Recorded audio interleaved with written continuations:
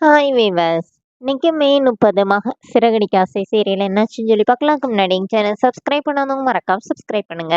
இன்னைக்கு என்ன அப்படின்னு சொல்லி பார்த்தீங்கன்னா, இங்கே வந்து எல்லாருமா தனித்தனி ரூமில் படுக்க போயிட்டாங்கல்ல. இப்போ முத்து போய் உட்காந்து அவங்க அப்பா கிட்ட, "அப்பா சின்ன பிள்ளையில எவ்வளோ கதை சொல்லி தருவேன், இப்போ கதை சொல்லித்தாப்பா" அப்படின்னோடனே, இப்போ மனோஜ் என்ன சொன்னார்னா, "டேய் எனக்கு காலையில் இந்த மாதிரி கடைக்கு போகணுடா, என்னை தூங்க விடு" அப்படின்னோடனே, "நீ தூங்கு" அப்படின்னு சொல்லிட்டு, அப்போ உடனே அண்ணாமலை என்ன சொல்றாரு, "எனக்குன்னா மறந்துருச்சுடா, நீயே கதையை சொல்லுடானோடனே." இப்போ முத்து என்ன பண்ணாருன்னா, அழகா காக்கா வடை கதைய வச்சு மனோஜ பத்தியே சொல்றாரு.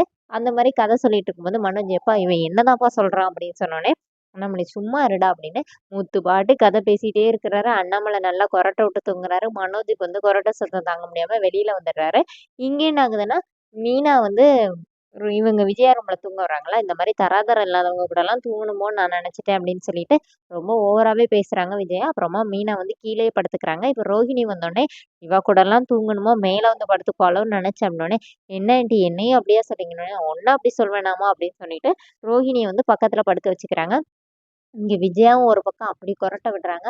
பெட்ஷீட்ட வச்சு மூடி பார்க்குறாங்க ரோகிணி. ரோகிணியால கண்ட்ரோல் பண்ணவே முடியல. அவங்களும் ரூம்லேருந்து வெளியில வந்துடுறாங்க. இப்ப மனோஜ பார்த்தோனே, "என்ன மனோஜ் நீ இங்க இருக்கன்னோனே, அங்க உள்ள வந்து இந்த முத்து பையன் பேசிட்டே இருக்கிறான். தூங்கவே முடியல" அப்படின்னு சொல்லிட்டு 2 பேருமா வெளியிலேயே படுத்துக்கிறாங்க. காலையில என்ன ஆகுதுன்னா, மீனாக்கு உடம்பு சரியில்லன்னு சொல்லிட்டு மீனா சமைக்கவே இல்ல. ஆளாளுக்கு வந்து இன்னும் சமைக்கலையா, சமைக்கலையான்னு கேட்குறாங்க. விஜயா வேற பிடிச்சு மீனாவ திட்டிட்டு இருக்காங்க. இப்ப முத்து கரண்டியோடி வர்றாரு. "என்னடா நீ கரண்டியோட வரனோனே, இல்ல அவளுக்கு காய்ச்சலா இருந்துச்சுல்ல, அதனால அவளுக்காக கஞ்சி வச்சுட்டு இருக்கேன்னோனே, "பாத்தியா உனக்கு மட்டும் இங்க எல்லாம் இருக்குதுன்னு" சொல்லிட்டு விஜய் அதுக்கு வேற ஒரு பக்கம் திட்டிட்டு இருக்காங்க மீனாவ. நம்ம மீனா என்ன சொல்றாங்கன்னா, "ஒரு நாள் அவங்கவங்க சமைக்க மாட்டாங்களா அத்தனோனே, இப்ப என்ன செய்ய சொல்ற?" அப்படின்னு சொல்லி கேட்டோனே, ஸ்ருதி வர்றாங்க. இப்ப ஸ்ருதி வந்து, "என்ன மீனா இன்னும் உங்களுக்கு ஃபீவர் சரியாகலையா? ரெஸ்ட் எடுக்க வேண்டியதானேன்னோனே." விஜயும் சொல்றாங்க, "அவன் ஏற்கனவே ரெஸ்ட் எடுத்துட்டு தான் வந்து நிக்கிறான்னோனே." இப்போ ஸ்ருதியும் ரவியும் வந்து இந்த மாரி நாங்க ரவியோட ரெஸ்டாரண்ட்லயே சாப்பிட்டுக்கிறோம்னு சொல்லிட்டு அவங்க 2 பேரும் கிளம்பிடுறாங்க. ரோகிணி, மனோஜ் வெளியில சாப்பிட்டுக்கிறோம்னு போயிடுறாங்க. இப்போ விஜயா வந்து மீனாவ பிடிச்சு திட்டுறாங்க. இப்ப மீனா வந்து பாத்திரம் கழுவிட்டு எல்லா வேலையும் பார்த்துட்டு இருக்கிறாங்க. "முத்து நீ என்ன பண்ணிட்டு இருக்க? உனக்கே எவ்வளோ காய்ச்சலா இருக்குது.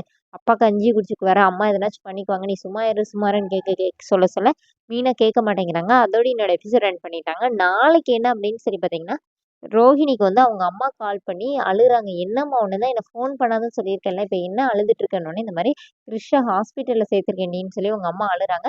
இப்ப நம்ம எப்படியாச்சும் கிரிஷ போய் பார்க்க போணுமேன்னு சொல்லிட்டு ரோஹிணி இங்கேருந்து போறாங்க. கரெக்ட்டா அந்த ரூம்லேருந்து மீனாவும், முத்துவும் வெளியில வர்றாங்க. ரோஹிணி உள்ள என்டர் ஆகுறாங்க. அவங்க 3 பேருமா மீட் பண்ணிக்கிறாங்க. அப்படியே ஷாக் ஆகி நிக்கிறாங்க. அதோடயே அந்த ப்ரோமோ எண்ட் பண்ணியிருக்காங்க. வெயிட் பண்ணி பார்க்கலாம் நாளைக்கு என்ன ஆகுது அப்படின்னு. Thank you.